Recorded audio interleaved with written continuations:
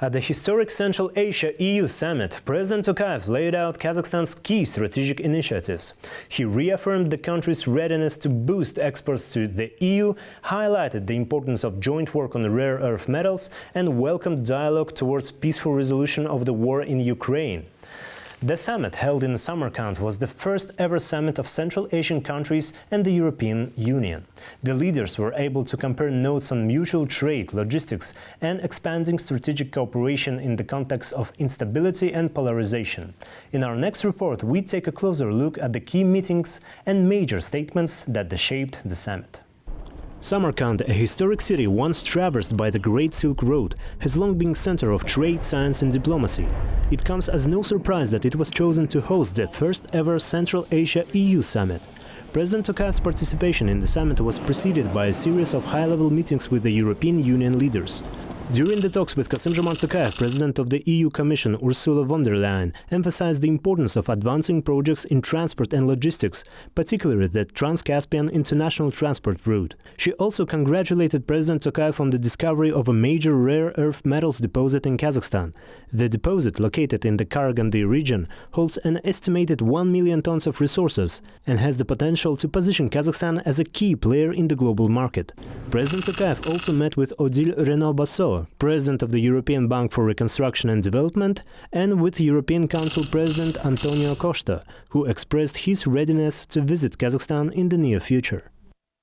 Well, it's a very interesting meeting to make the point about the relations between Kazakhstan and the European Union, to talk about how to strengthen our cooperation in the different domains, especially how in the interconnection with this very important Trans-Caspian corridor, but also how to interconnect us better on energy, on digital, and how to develop the relations between our peoples. And now I'm very glad to accept the invitation from President Tokayev to visit Kazakhstan. In his address at the summit, President Tokayev began by speaking directly to the leaders of the EU and Central Asia, emphasizing the strategic importance of deepening inter-regional partnership amid changing geopolitics and mounting global challenges.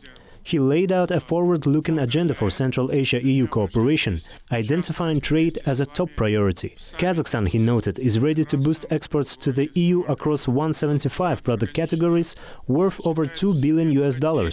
Tokayev also invited European companies to co-finance joint projects via the Astana International Financial Center and named energy as another key area for collaboration. Kazakhstan remains a reliable supplier of hydrocarbons to Europe. Our country accounts for about 13% of the European Union's total oil imports, the majority of which is transported via the Caspian Pipeline Consortium. We greatly value the European Union's support for ensuring the stable and long-term operation of this consortium, while also working to develop alternative export routes. Kazakhstan is actively pursuing projects in renewable energy and clean fuel production. Cooperation on rare earth metals is another strategic area of engagement, according to Kassym-Jomart Tokayev.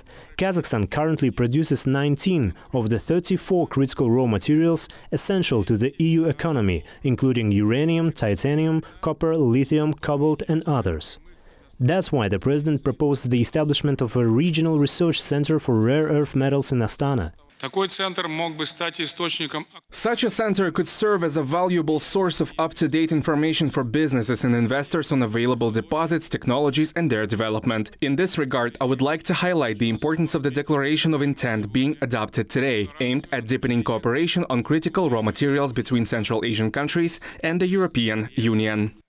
The president also addressed digital technologies and the development of artificial intelligence, highlighting the achievements of Kazakh experts in the field. He proposed the launch of a Central Asia-European Union Innovation Campus based at Astana Hub, aimed at advancing cooperation in high-tech and digital innovation. Our countries actively cooperate through programs such as Erasmus+, Horizon Europe and other initiatives. The opening of more than 30 foreign university branches in Kazakhstan has helped bring valuable academic expertise into the country. We are interested in expanding access to grants and scholarships, many of which are already being implemented in partnership with several European nations. We propose the creation of an Erasmus+ for Central Asia program, with a focus on training specialists in priority sectors such as artificial intelligence, water resource management, biotechnology and others. We understand the full complexity of the issue, said President Kassym-Jomart Tokayev, speaking candidly about the Russia-Ukraine peace talks, a topic that could not be ignored at such high-level gathering of the EU and Central Asian leaders. In the year marking the 80th anniversary of the United Nations, Tokayev called on all countries to uphold the UN Charter and the universally recognized principles of international law and to support the efforts of Secretary-General Antonio Guterres.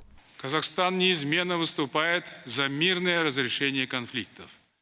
Kazakhstan consistently advocates for the peaceful resolution of conflicts. We welcome the launch of talks on Ukraine and hope for a positive outcome, though we fully understand the complexity of the issue.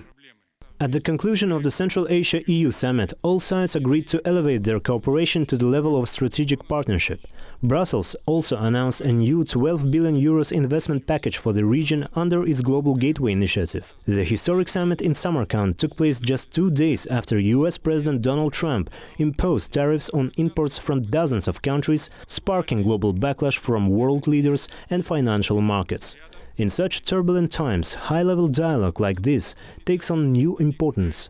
As Ursula von der Leyen stated, amid growing geopolitical uncertainty, the European Union sees Central Asia as a reliable partner. Dauriena Sagulov, Ainur Mangali, New Time.